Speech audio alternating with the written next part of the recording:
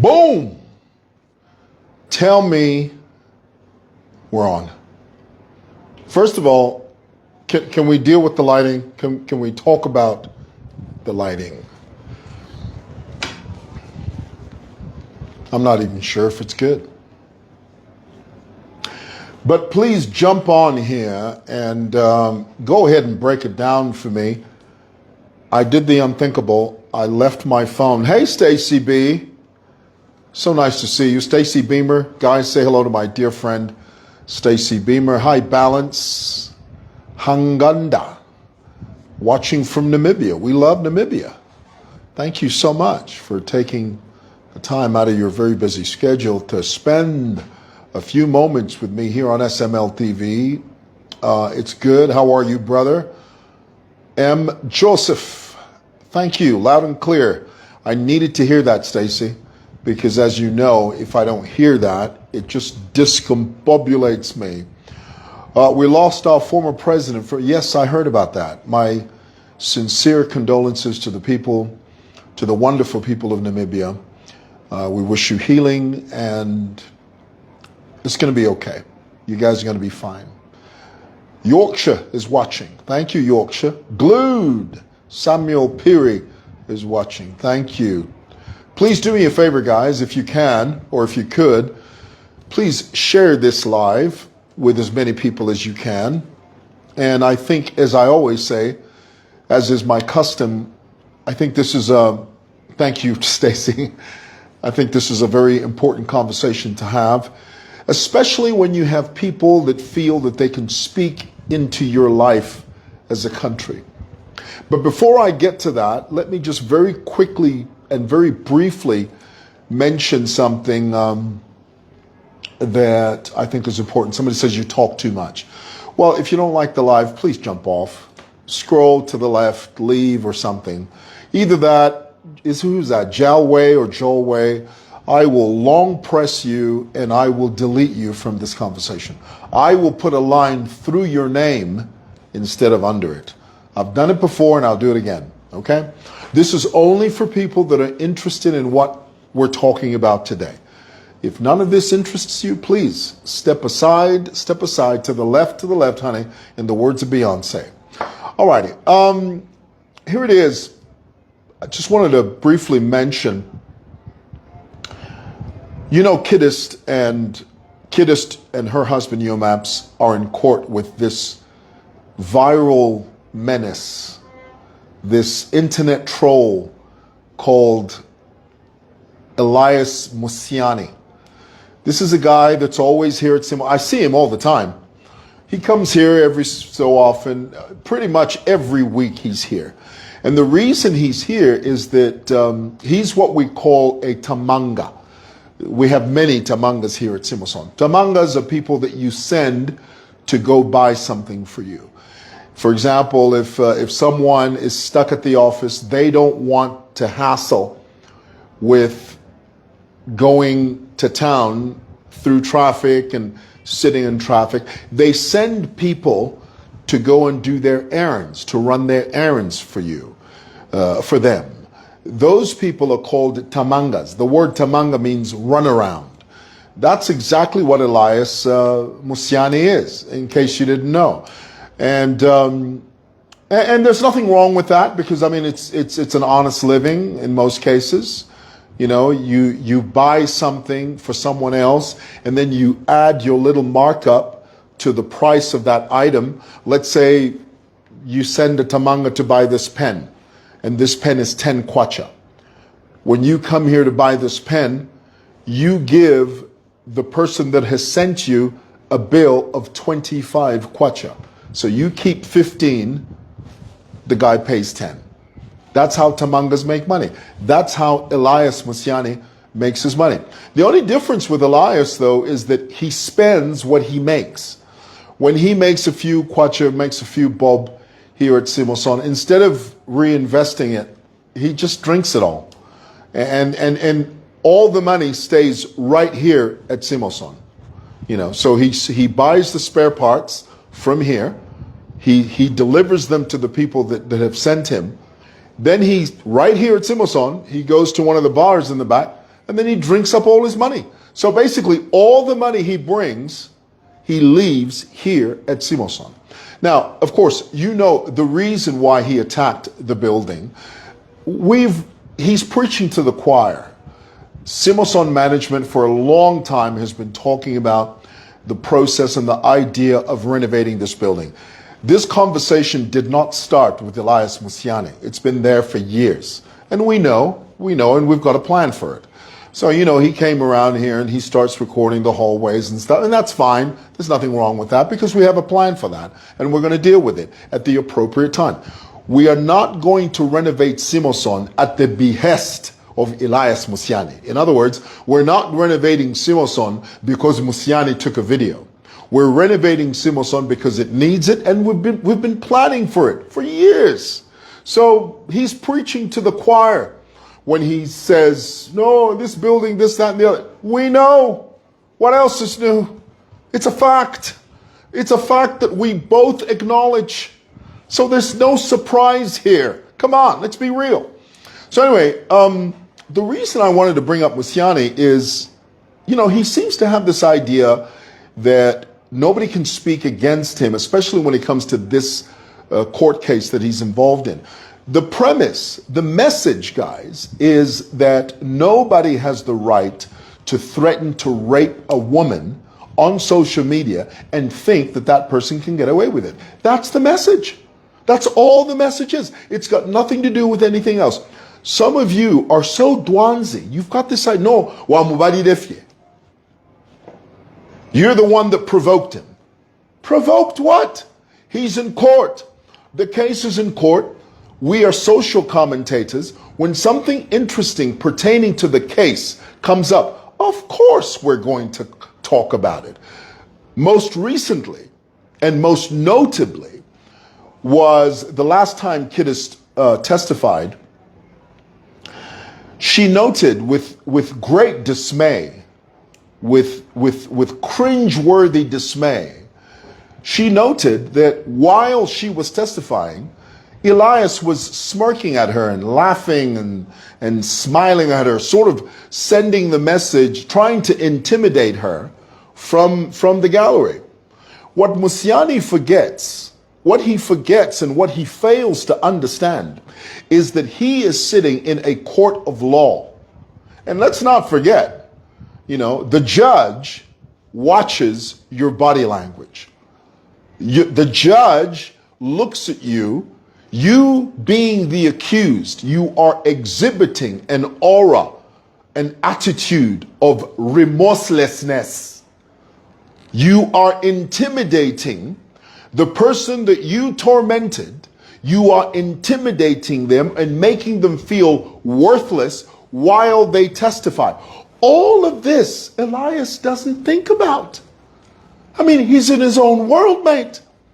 And I'm shocked and surprised. I really am.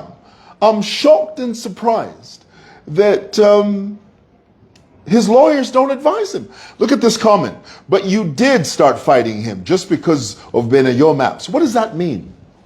How am I fighting him? He's in court. He's in court because he threatened to rape a woman. I came on social media and I condemned that. I said it is wrong, it is anathema, it is unacceptable for anyone to threaten any woman, to threaten rape to any woman. So how is that starting him, as we say in Zambia? How is that starting a fight with him? You see, this is the level of thinking that some of these Facebook people have. No, wa mubadi defye. How? He's in court. He's in court in an active case where he threatened a woman. He threatened to rape a woman and called that woman's child the most unpalatable names that you've ever heard of. We come to social media.